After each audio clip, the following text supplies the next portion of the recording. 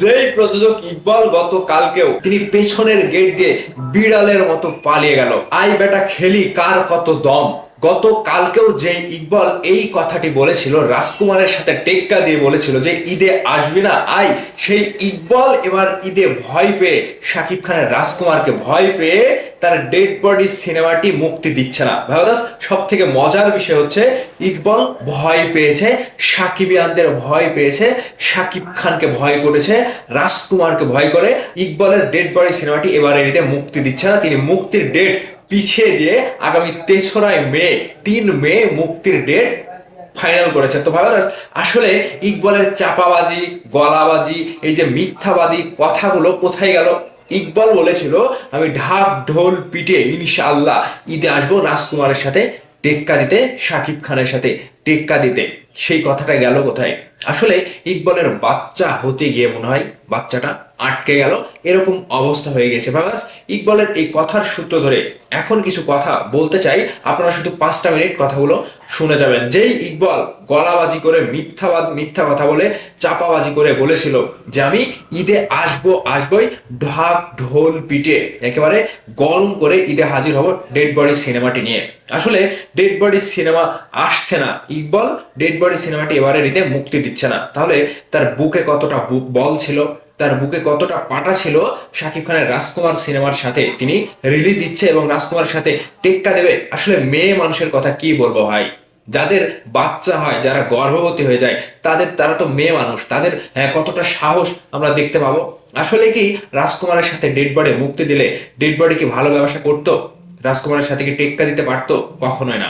এখন dead body নেই জন্য রাজকুমার যে আরো ভালো ব্যবসা করবে ফাঁকা ফ্লেটে, এরকম কিচ্ছু না ভাই। শাকিব খানের রাজকুমার সিনেমার কাছে এরকম ইকবাল কেন?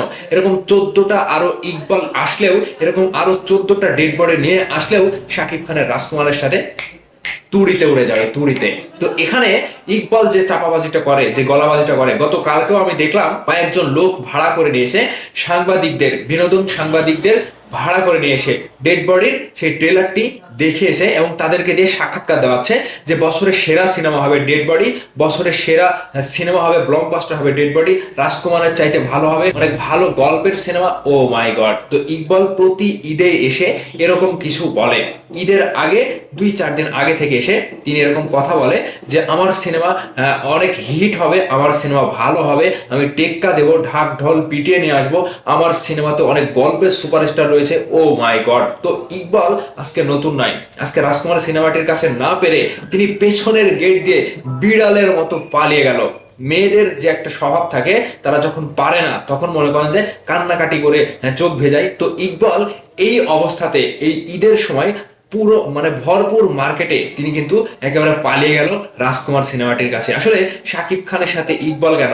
বাংলাদেশে এমন কোনো ডিরেক্টর প্রযোজক নাই শাকিব খানের সাথে টেক্কা দিতে আসে, কারো বুকের পাটাও নাই শাকিব খানের সাথে, শাকিব খানের সিনেমার সাথে টেক্কা দিয়ে উপরে উঠে যায়। তো ভাবাস, এখানে সাকিবিয়ানদের বড় শক্তি, আমাদের বড় শক্তি, সাকিবিয়ানদের সব থেকে বড় অবদান। শাকিব খানের রাজকুমার সিনেমাটি হিটের পরে হিট, ব্লকবাস্টার, সুপার হিট বলে গণ্যিত হবে এই ঈদে। তো ভাই ব্রাদার্স, ইকবালের মতো 2-4টা পাগলা ছাগলা মেয়ে মহিলা দিয়ে আমরা কি এদেরকে আমরা কি গণি? এদেরকে আমরা কি গোনায় ধরি না, কখনোই ধরি না। ইকবালের ডেড বডি সিনেমা আসলো কি না আসলো, তিনি সিনেমা মুক্তি দিল কি না দিল, এগুলো আমাদের দেখার সময় নাই, এগুলো আমাদের দেখার সময় নাই। আমরা শাকিব খানের রাজকুমার সিনেমাটি, আমাদের মেগাস্টার শাকিব খানের ভালোবাসার মানুষ শাকিব খানের রাজকুমার সিনেমাটি কিভাবে ব্লকবাস্টার হিট হয়, হিট সুপার হিট হয় এবং প্রত্যেকটা শো যাতে হাউসফুল হয়, সেই দিকটা মাথায় রেখে আমরা সিনেমা হলে শুধুমাত্র আগামী ঈদকে কেন করে রাজকুমার সিনেমাটি দেখতে যাব। সকলেই সকলের কাছে এটাই ভালোবাসা থেকে দাবি করবো। তো ভাবা, প্রযোজক ইকবাল যে চাপাবাজি করেছে, গলাবাজি করেছে, মিথ্যা কথা বলেছে, শাকিব খানের সাথে টেক্কা দেবে, ঢাক ঢোল পিটিয়ে সিনেমা হলে আসবে, এই মিথ্যা কথার জন্য ইকবালকে আপনারা কি বলতে চান? অবশ্যই আপনাদের মূল্যবান মন্তব্যটি ভিডিওর নিচে কমেন্ট বক্সে অবশ্যই জানিয়ে দিবেন। ভালো থাকবেন, সুস্থ থাকবেন, আমার জন্য দোয়া করবেন। আল্লাহ হাফেজ।